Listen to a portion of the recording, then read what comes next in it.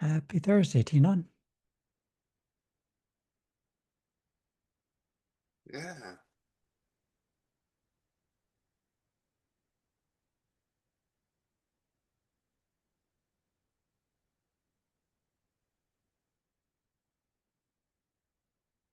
Hey, Derek. Hey, buddy. It's my monthly. Oh shoot, I haven't come at all in October, so it's like right at the right at the last opportunity, huh?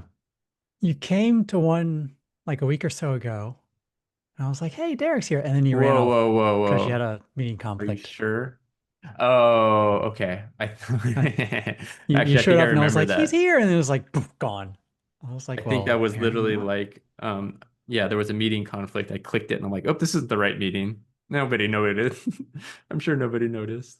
Yeah. I started putting you on the agenda saying, hey, he showed up, all this stuff. And it was just like, nope, not here. Ah, It was Good to such an see you. exceptional event that everyone noticed. my bad. Sorry. Next time I just won't show up at all. Uh, what was on the topic to discuss then? Um, I think the only thing specific to you has been some of the pull through proxy stuff that we've been working on for the longest time. I don't know if there's anything left to do on that other than get maintainers to vote on it. Yeah, you LGTM'd it. I don't I changes did. WordPress and No one else wants to, but I did. well, so I think we got some old well, maybe some people aren't the maintainers anymore that LGTM'd it. So it's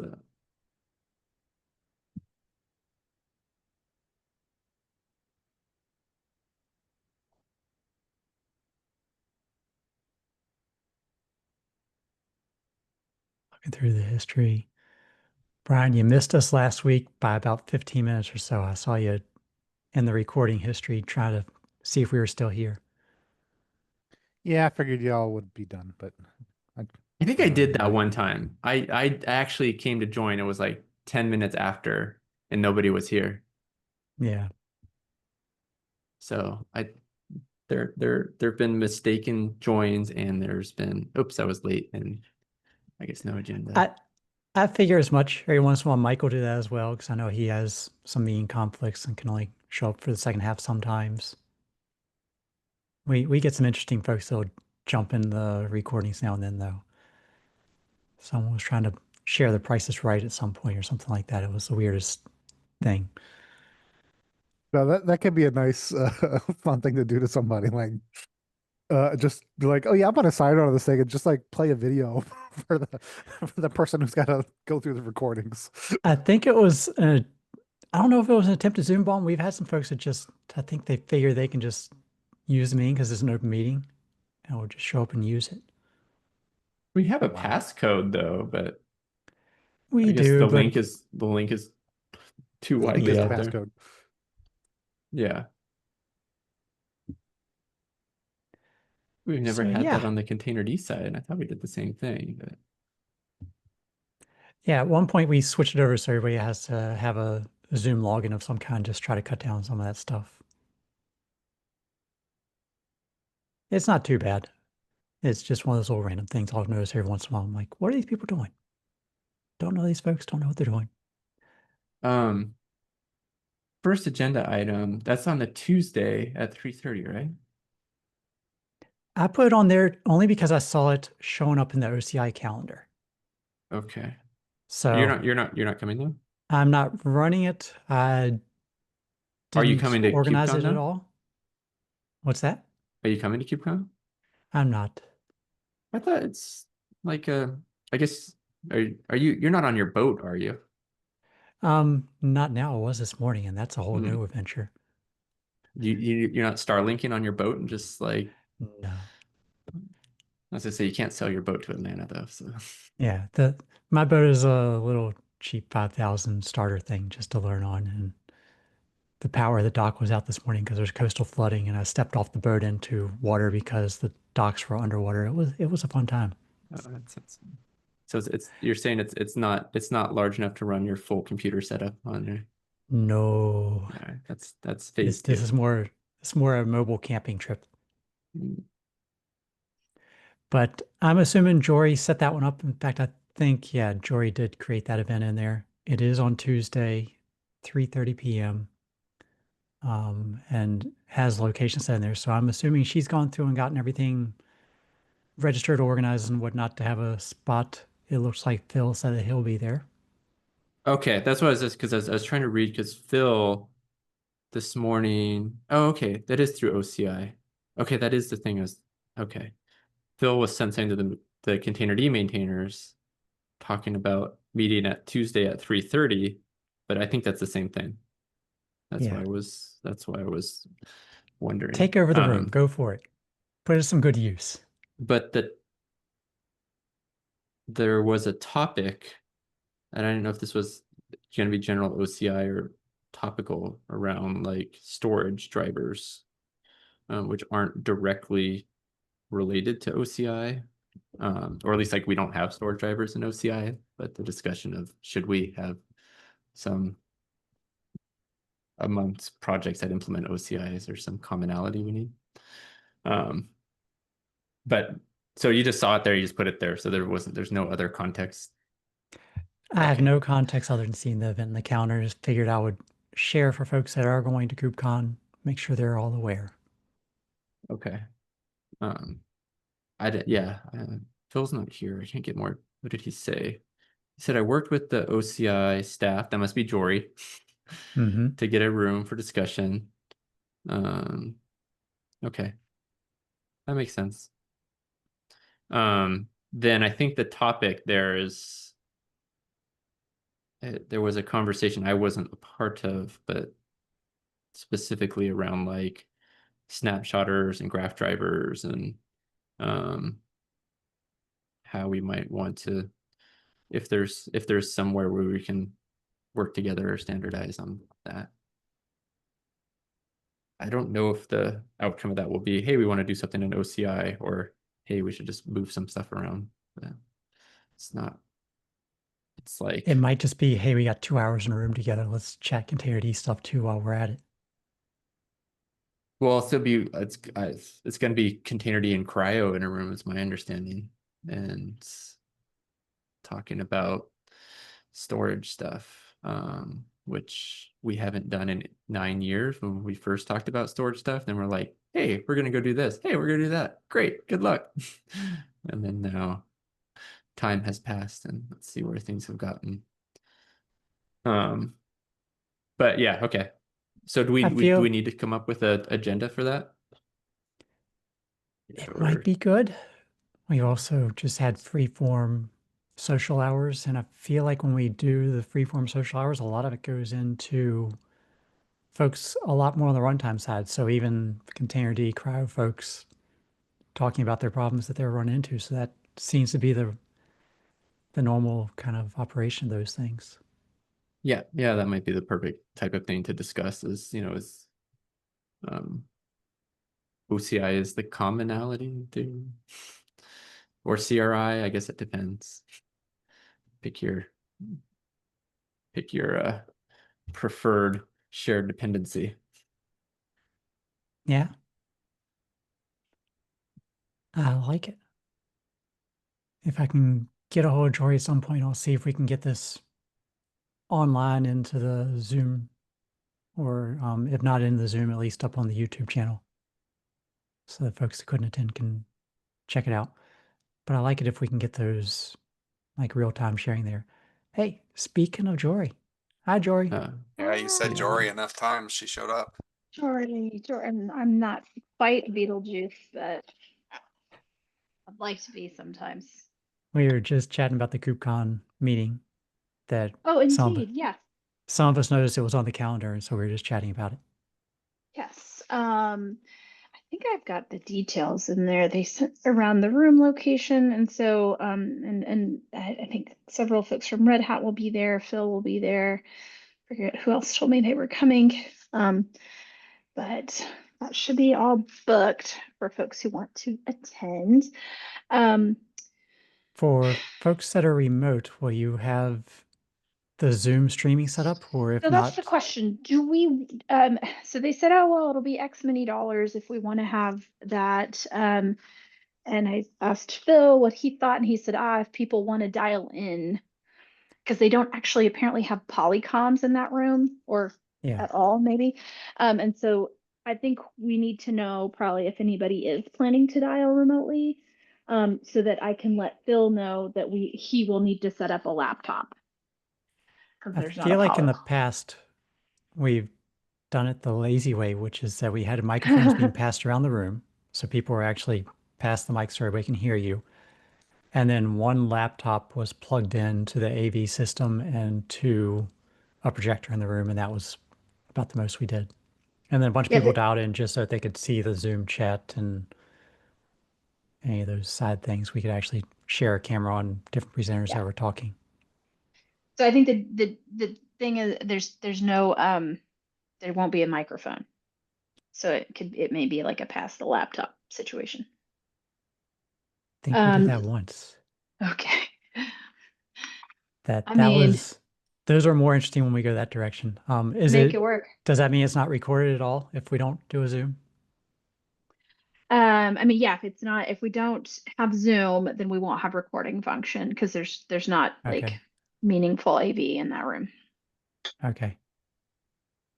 Do you want to dial in and we can get the Um, plan together for that now?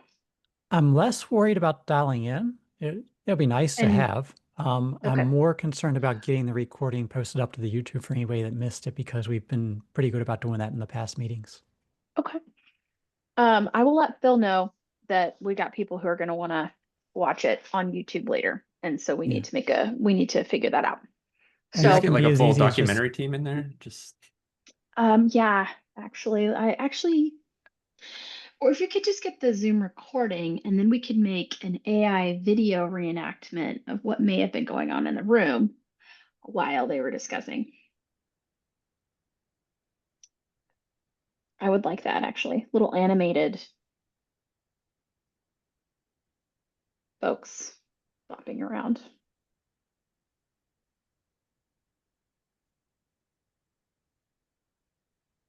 I think Sajay's volunteering to help reenact. I've been trying to convince my boss that we need to do a team video, and he says no. So I think I'm going to make one out of, with Sora, just for fun. This is Chris not agreeing. No, so it is Mike Dolan who is not agreeing, but Chris, I think, would go for it. He's got a sense of humor, right? I think so. Okay, so I'll take an action to follow up with Phil about getting a recording of the conversation for YouTube later. Yeah. And it might be as poor quality as just a laptop sitting there with a screen turned to Yeah, face the room. or I'm sure they can like broadcast whatever they're sharing, if there's slides or anything like that too. But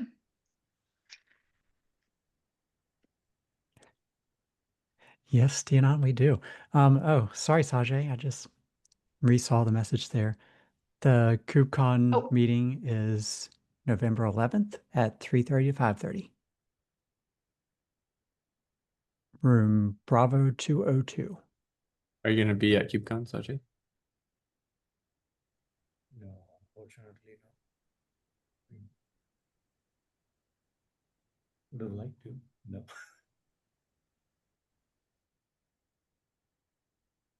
You're awful quiet there, Sajay. I heard you say something, but Oh, wait, am I not audible? you're, I can hear you now. yeah. Oh, sorry. Yeah, no, I was saying I would like to be there, but unfortunately can't make it. Oh, sorry, I'll miss you. You'll miss me too, because I won't be there either. So everybody's gonna miss everybody. The FOMO will be real. Anything more on the KubeCon we want to chat about, or should we hit some of the other topics here?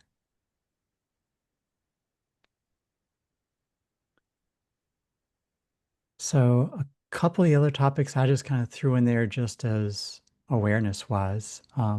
FreeBSD has now been added to runtime. They merged it.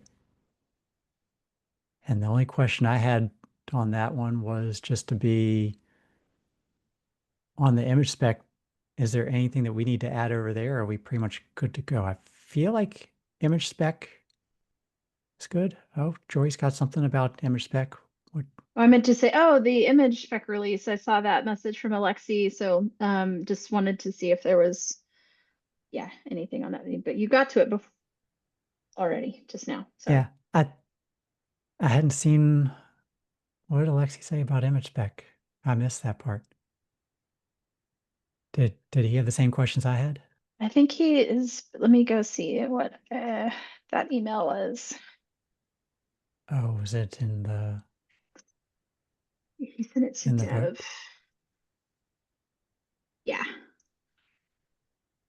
Alex. Mm. That I see is just the run C versus runtime spec, it looked like.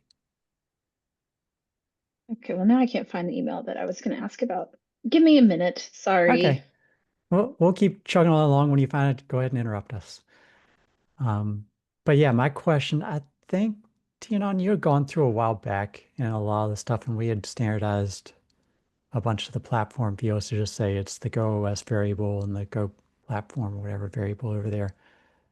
So I think since it's already supported upstream and Go, that we're probably okay in everything that we have on image spec, but I just wanted to raise some Yeah, awareness.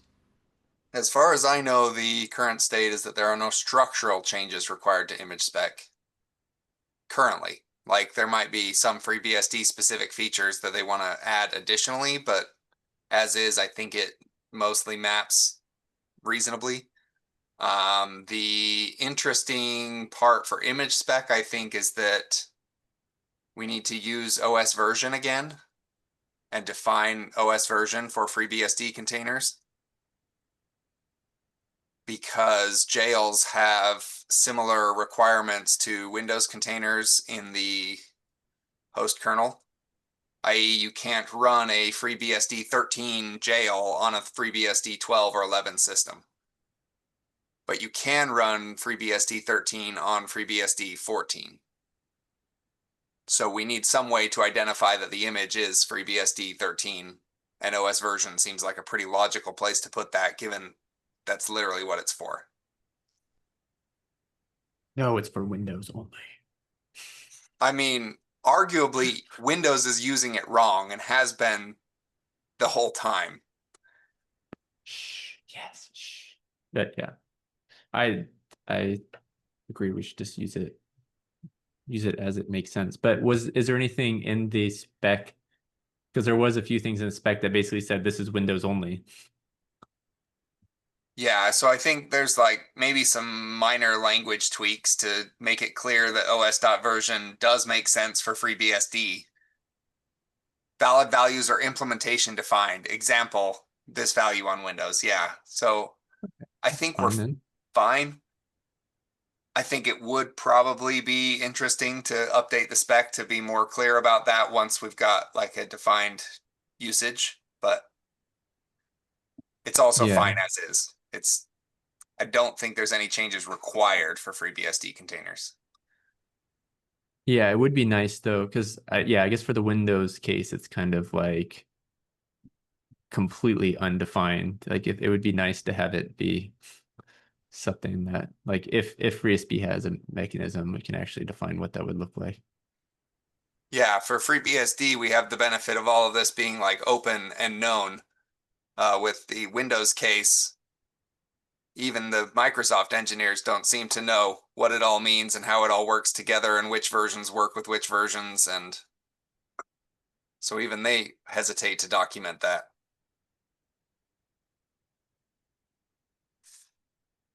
And they keep changing it, expanding it.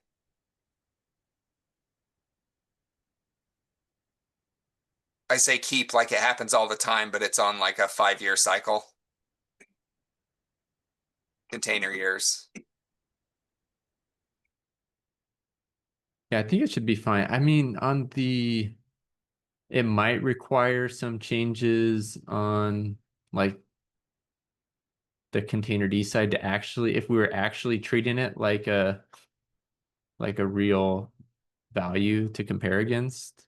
I think in some ways, I know we have that. I don't think we've ever merged the OS features, but we're trying to implement some of that. So I think, yeah, from the OCI side, it's probably fine. It might be on the containerd side or some of the others where we want to figure out how the logic should be. I don't know if we want to define that in the image spec. Like, here's how you should treat matching these platforms and comparing them.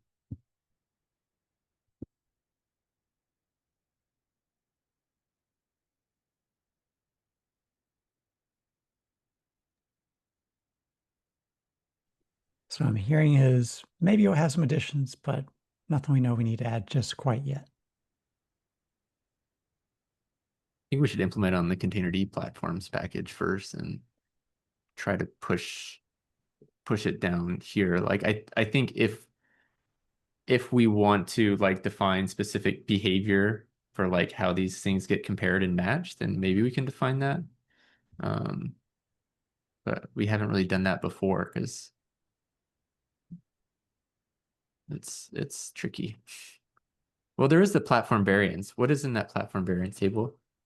Like, does that have like, hey, this is how you should actually like treat two variants as the same? No. Or gave up on that because it's like, why put that Implementation in the spec? defined. It's Okay. for the architecture. So if you had FreeBSD running on ARM64, FreeBSD running on AMD64, it would be the same as Linux in these cases, it looks like. Okay. Yeah, but this is just like informational, not specification. Yeah, because like in our implementation, we have to say, okay, well, like ARM 9.5 is compatible with like ARM 8.9 or whatever the thing is. There's like the Yeah.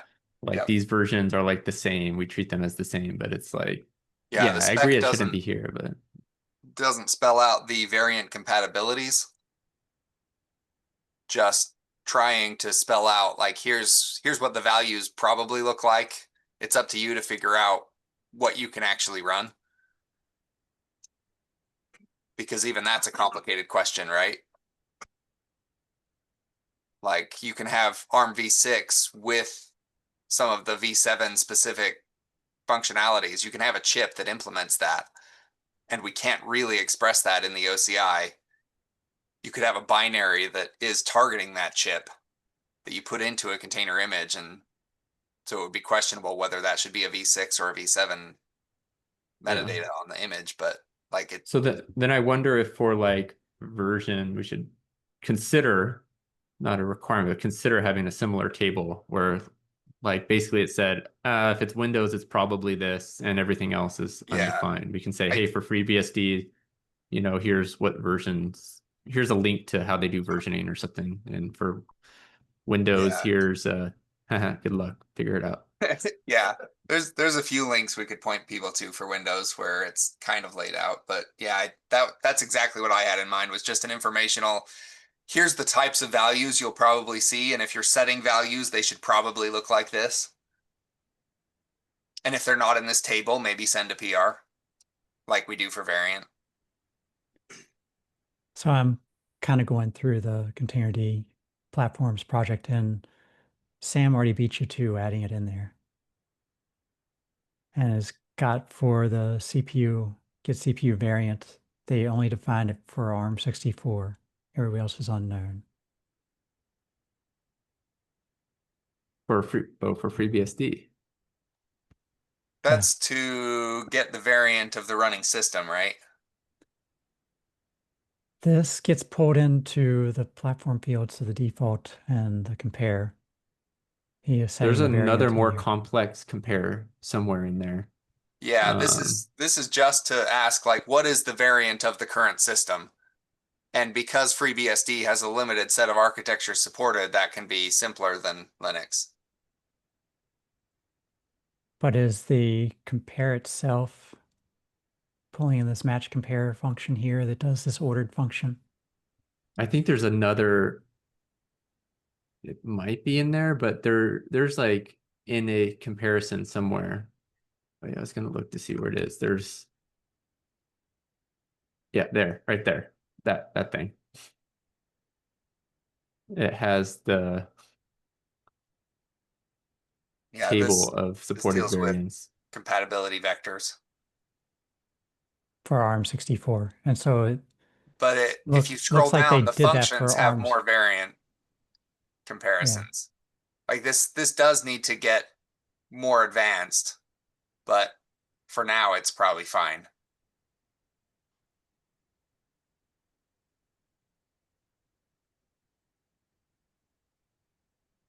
But yeah, to your comment, Derek, that you need to make an implementation in platform, it's already done. For ARM, I'm saying for the FreeBSD OS version. Like if you're saying like, oh, this is compatible, this we should consider the string when comparing. Yeah. Like when we'll it's need- FreeBSD, like, oh, this is not compatible with this one, or compare them. Like this is a better match than this one. yeah, Sam wasn't working on that at all yet Yeah. because Sam wanted to get something working before dealing with the intricacies. So But yes, yeah, that this will is need something like platform Windows compat, but it will be a lot simpler because I think it will be just, is the major version greater than or equal to?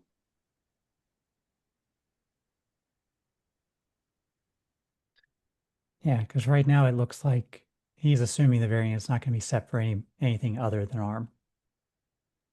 Where So like he with won't. Windows, we technically have to know which isolation mode we're going to use to choose the right variant. And Containerd doesn't even have a way to pass that down to the platform matcher because at the time of image poll, we don't know which isolation mode will be used. So it's complicated. But for FreeBSD, that's much, much simpler.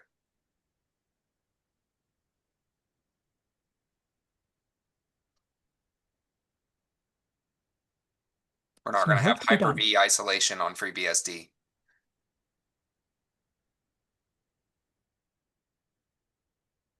Should probably go back and find, because he made this change back in this commit. we do have a way in Containerd to pass that in now, or at least like you can pass in like the specific platform, or you can configure the specific platform stuff, but it would be hard to use. I think you could possibly do that with like the runtime classes though. So I think that's the only place where it's like we pull something for a specific like runtime.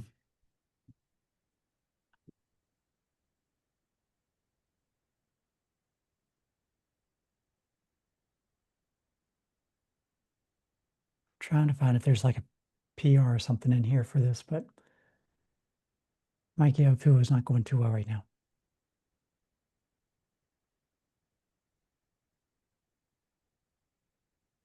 All right, thanks, Ajay. All right, he already bolted. Okay. So work to be done over there, maybe, potentially. But it's relatively small. Yeah. So at least implementing that, and then if we want to look through on the image spec and see what else we need to add in here on the definition, that would be good.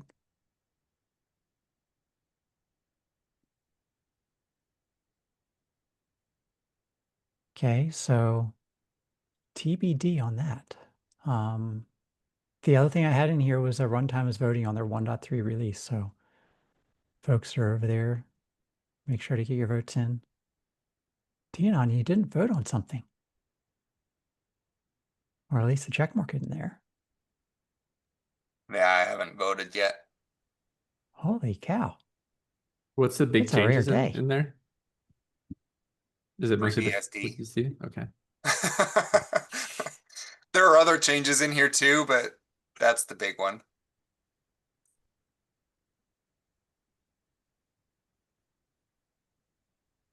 There's a lot of people on that list. That makes quorum hard. And a lot of them are very active. They just don't show up here, other than TAnon. Well, yeah, I wouldn't say a lot of them are active. I would say there's 3 or 4 Daniel? of them that are extremely active. I haven't seen Daniel around in a long time. There's a few others who show up for implicit or explicit threats to their maintainership, like release voting events. Michael Is at that how we have to doctor.com. get That seems PRs out of merged on date. distribution spec? Just threaten the maintainers. Sorry, Derek. Yeah. Whatever's needed. I mean, I I like to say that on the community side too. It's like, well, if you can't contribute day to day, at least show up for the votes, because that makes it tricky. Like if you're so inactive that you can't vote, then yeah, maybe consider stepping down. Yep.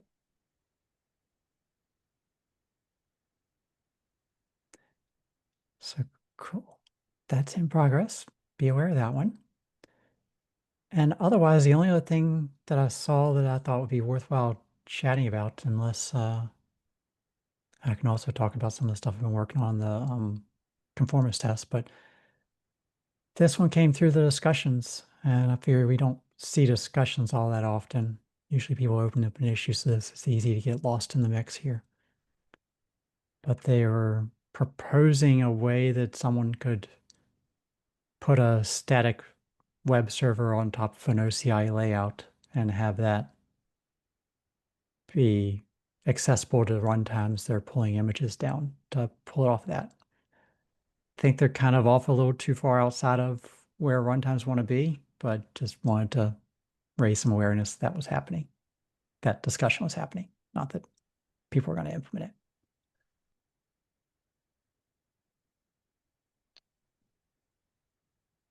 For a very small number of images, I take it. Or that's like a static link to a specific image. It would be a static link to a specific, I usually say repository rather than image, because you can have multiple tags inside of a layout. So it's like doesn't want to pull down the tar. It wants to individually look at the OCI layout files. Interesting. I don't know why they're saying the index.json, unless they're trying to put something at the top level, maybe. They might have been trying to put a top level thing in there, which is kind of awkward. Well, I guess my first question would be, how isn't the distribution spec work for static layouts today Headers. for polling? You couldn't start up just a generic web server on top of the file system structure of a OCI registry without having all the headers back and forth that we require. So could we just support it without the headers? And because at least like Yeah, I've been meaning to try that because I think most of the headers are optional, right? Are there I think actual required headers? So the accept header for the manifest is a big one.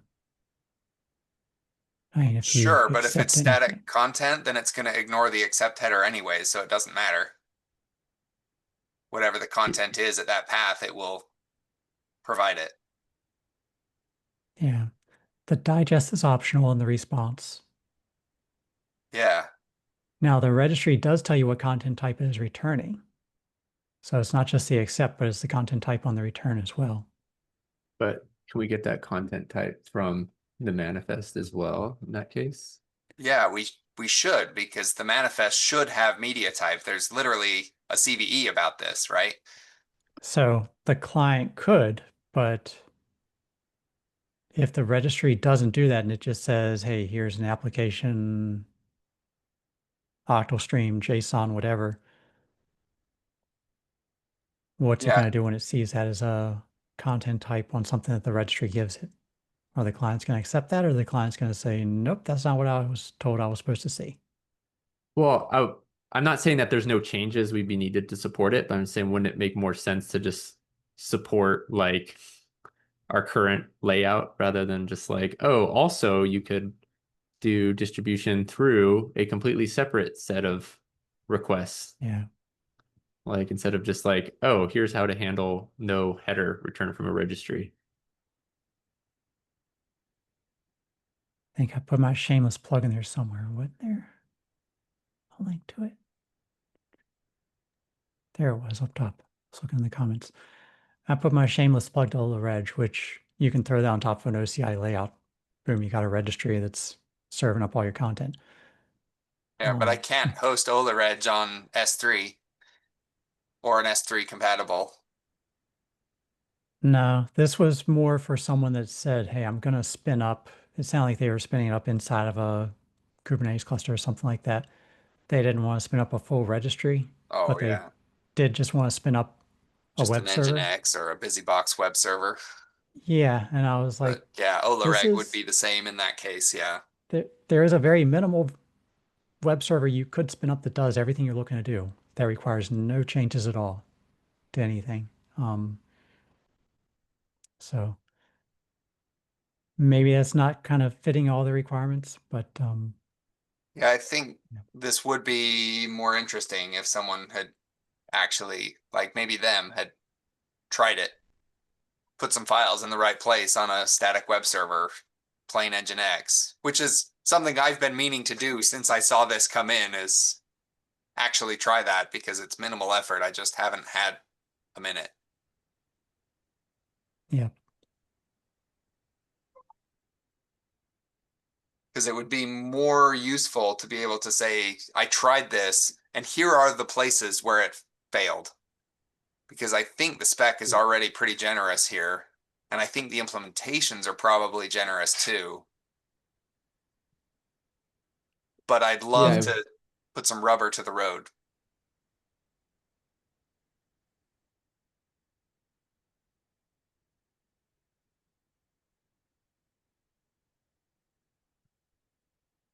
Yeah, everything that would be needed by the registry is already in the manifest, because I guess the thing is it's possible that a manifest is returned that doesn't have the media type because it says the property should be used, doesn't say it must be used.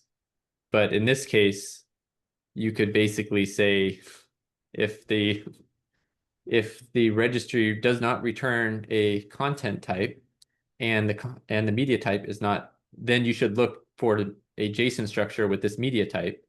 And if that doesn't exist, then you should reject it. Wait, it already says that. If the manifest has, client should reject unless the media type. Oh wait, that's not saying if the, sorry, let me read it first. Yeah, we're getting in like parameters on the content type. And the content type should match what was pushed. Yeah, so I guess in this case, the content type could just be junk or like octet stream or whatever, just random bytes. And then the media type could be something real. So in that case, maybe we shouldn't reject it. We should prefer what the manifest, or a client may prefer what a manifest is in the manifest if the content type is not something that it understands. Like if it says So- it's the content type says one thing and then the media type says another, then that's. So here we say the client should reject the media type they discover inside of there unless it matches the content type. Yeah. So if the content I type would doesn't say match, we could soften that language and say if the content type is not an OCI content type, like it's a generic content type, then you can prefer what's in the media field, a media type field. yeah, I would say that would be a may. Yeah. Yeah, a may. And I think after that, everything would work because after that, you're in a world of, well, you would have all you would need from the client perspective. I'm not sure that we actually check content. I'm pretty sure we don't check content types later on. So I'm very sure we don't check content types later on because the registry wouldn't even know. like for Yeah, blobs. I validate the content type on a manifest. Yep. Blobs I don't Yep. care about. Blobs are just octal strings. So I said, yeah, just that initial, like you'll have a file in a static layout, you'd have a file called whatever the tag is. You return that. It's just a JSON blob. And you could try to interpret that. Yeah, pulling manifest, that's fairly straightforward there. I mean, pulling blobs, relatively straightforward, especially because a lot of the stuff we just do redirects to a blob store anyway. The pushes don't matter. The tag listing, you might be able to do some of that. Let me get down to that section.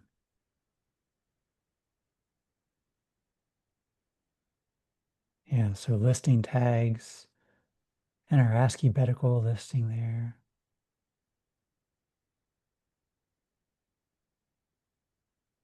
That's probably just going to work on a regular static site. I don't think there's any, unless you try to do pagination in there, which I would Please assume a don't. static site wouldn't try to do that.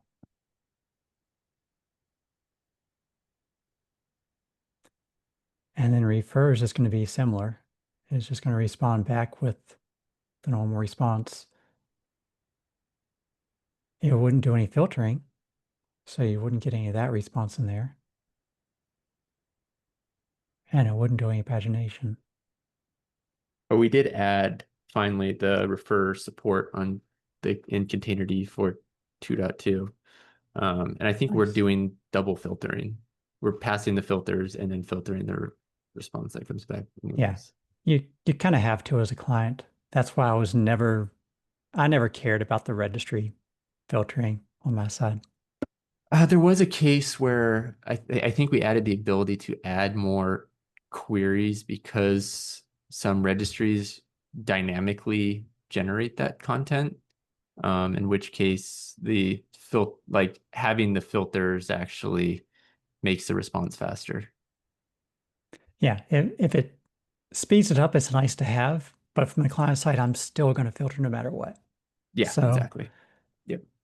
yeah, if the registry wanted to speed it up, great. If they didn't want to and they wanted to just pass the same thing back every time, fine.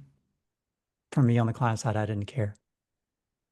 I know a lot of people were very adamant about getting all these fields in there. I just kind of shook my head. I was like, whether or not it's there, I'm still filtering it, so it doesn't matter to me. Let's see. Yeah, I don't know. Do we specify? We didn't specify the filters applied. Do we specify the content type need to be on this? Yeah, the content type header must be set. So yeah, a bunch of these things require that header to be set. I'd be fine with softening that language, or at least like putting if it's not set, here's how you should treat it. Yeah, well, either if it's not set or if it's not that string. Exactly.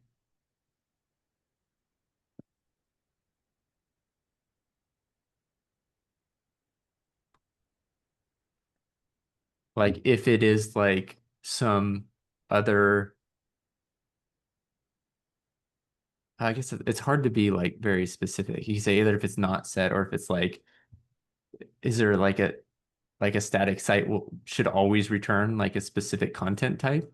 That's a hard thing to say. Like I'm sure some of them will return like text HTML or something. Some completely nonsense. Yeah, so what TNon's fine is kind of what I was worried about and still am worried about.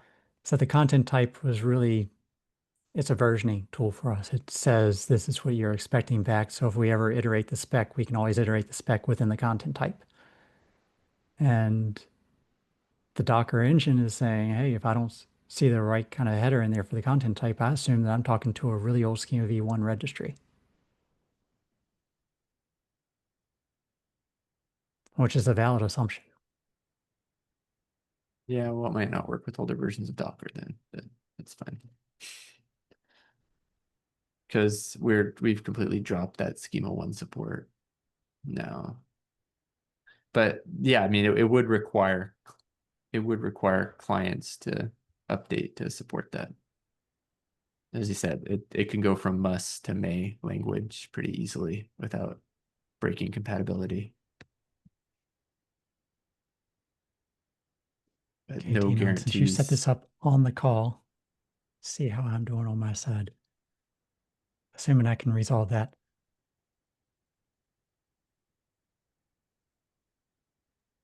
Yeah, that And should be unsupported fully media type. public with TLS. Unsupported media type. That's what I come back with. Excellent.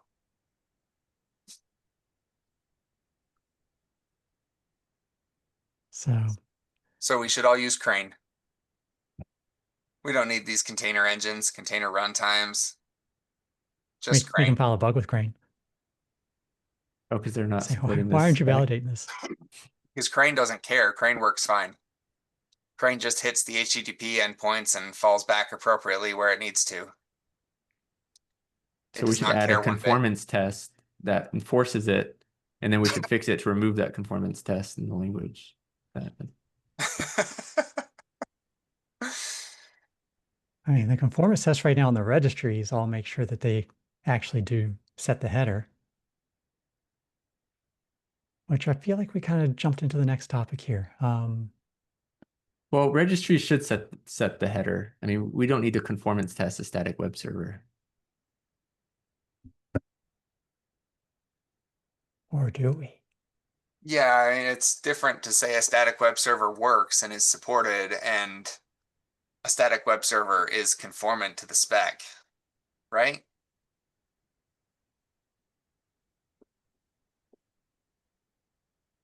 Especially if you can split that out and have it very obvious that it's headers that static web server is missing.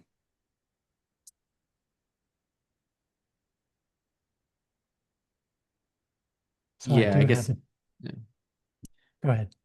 No, I was just saying for registry servers, we want to enforce that they're setting the headers, but for a static web server, it would almost be a separate set of like, we don't actually care. It's like, do we care or do we not care? Because I think it's better. It's always safer to set it. And now I just realized I have a complete fail in here. I don't have the header in here. I got to update my conformance test.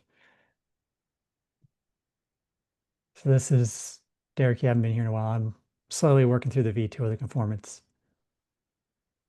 And so it is making progress little by little. It goes through right now, generates a handful of different kinds of images. And this is going to later on be extended with different hashes and other digest algorithms and whatnot in there for the blob. So I can just say generate a blob with SHA-256 or SHA-512 right now. I don't have the other ones supported yet to generate a bunch of blobs. And then I run through and do a bunch of blob tests on those just to make sure that they can send and receive and whatnot. And then with the different kinds of images I have in there, I just add an artifact that has a subject field in there just this week. It does a quick push, pull, and then delete on each of those things. And that includes all the layers, the manifest, whatnot. And so it's going through doing all the different APIs. And then I capture all the output of saying, let me do a blob streaming push in this case. Does the authentication, does the actual push of the body and whatnot. Does the different blobs in the same image. And then the manifest, it's sending, in this case, by tag. That it uploads up to the registry. Does that? I thought I had to do an authentication, but I guess this one doesn't have authentication on a different registry server. So sends it, gets a response back, everything is happy there. And then similar for the pulls. So that was just pushing up, and it does the pull request for all the blobs, the manifest. So this all exists. It is in work. I've shared the link in previous meetings. It's in the notes from past times. And yeah, it just needs some more work to finish up the refers API and then a few of the things in there. Like I just realized I wasn't testing the content type on the return, on the responses. So that needs to be Previously, was done. it the conformance tests weren't using generated data or what? So Or the was it? reason I'm completely redoing everything is when I started going through and said, how do I want to do this for adding another digest algorithm? How do we do all the conformance tests for SHA-512? I realized I was going to have to duplicate every single thing in there the way it was written. And I thought I'd really rather structure our conformance test around here's some data, run all these same tests against the data. Here's some other data, run all these same tests against that data. And so that was the genesis behind this. And then once I started doing that, I said, let me go ahead and see how many of these other dependencies I can pull out. So I've changed this around. I don't have all the dependencies we had before. I've just got to YAML the distribution spec and the digest in there. I'm not using a bunch of the other test tools we had before. I'm not even running this as a test. I'm just, previously we had Reggie, we had the Ginkgo and GoMega and a bunch of this other stuff in there. And then it compiled into a test with GoTest and you had to run against that. This just runs straight as a regular Go program. It pulls in all the config either from a YAML file or you can set some variables. It knows from all these fields in there to look for those environment variables based off of different strings, so you can override that way. I've got stuff in there that you just say run this version of the spec. So distribution spec v1.0.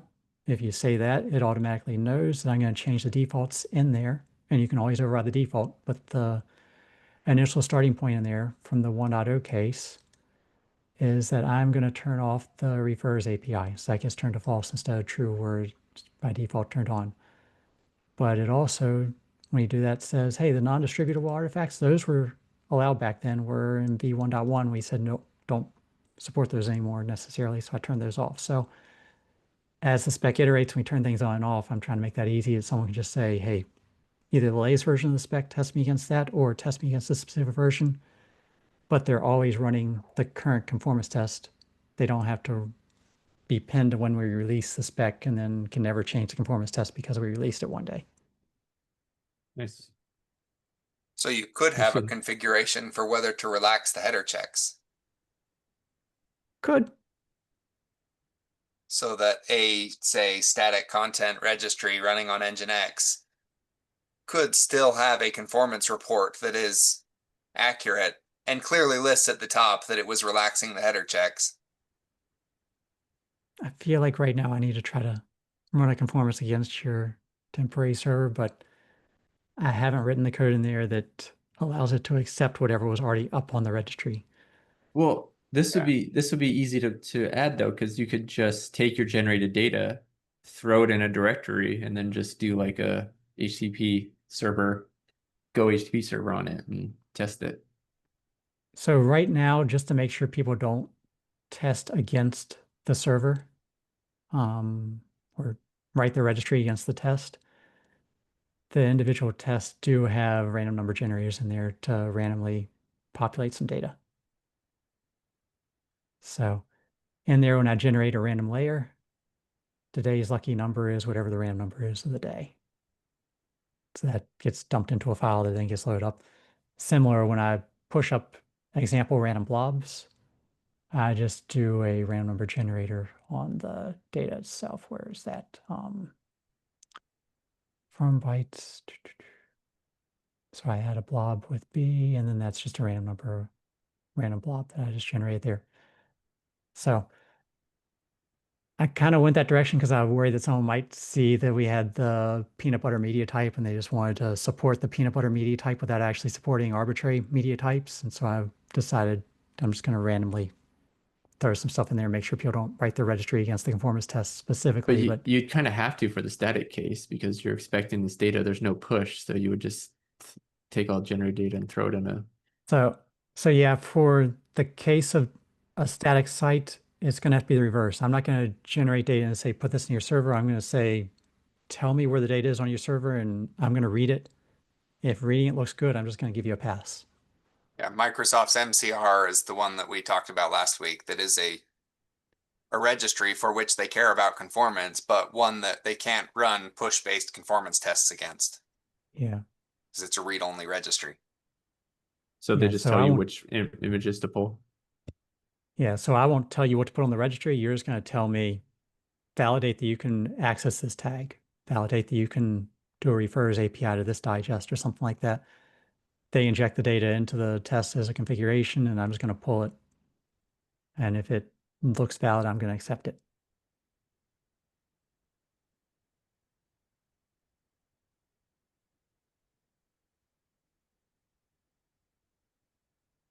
So more work to be done to support that scenario. Right now it's, in progress, getting there.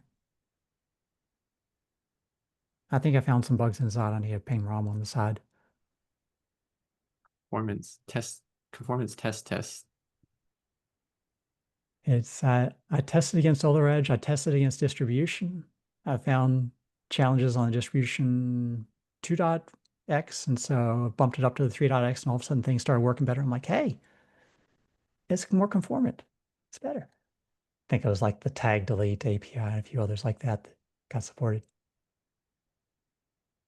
I was also in this trying to be a little bit more forgiving of registries when a blob API goes wrong.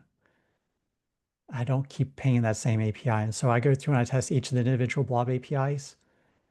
And then when I go through and try to push arbitrary data, I have a preference for which blob API I'm going to access. I think it was farther down that I do this. Let me find the test push blob. Where is it? Test blob any, this one.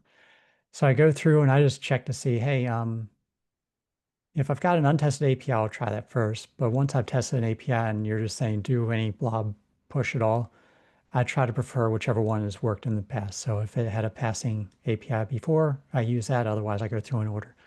So there's some code in there that says, look, the blob push APIs are individually tested in one place. And there's the, I'm not trying to test that anymore. I'm just trying to test if I can push this image up to the registry with any API at all. And it works that way. So a little bit flexible and trying to be nice on the test. And so that was why when this one ran, it tried to do some stuff on SOT where it said, hey, I'm trying to push up with just the post only and the post put. That's the one I usually expect to see work. But I don't think I have in there a... Just for SHA 512 it breaks?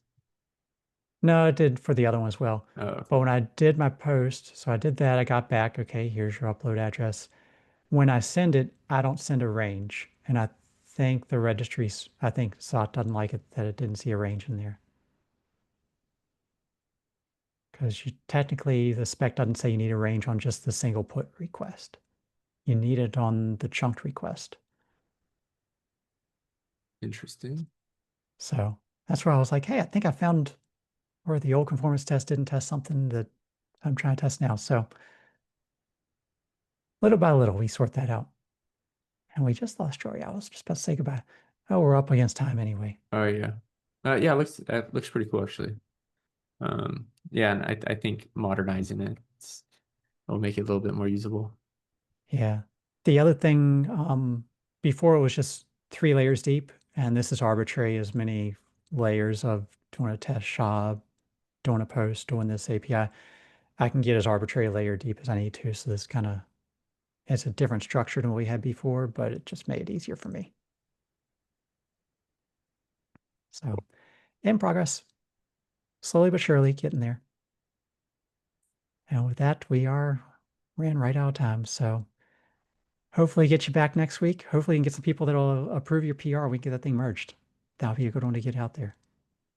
Well, I think when we want to actually get a release out, but if we want to include that and maybe static content stuff, maybe that's worthy of a minor release. Yeah,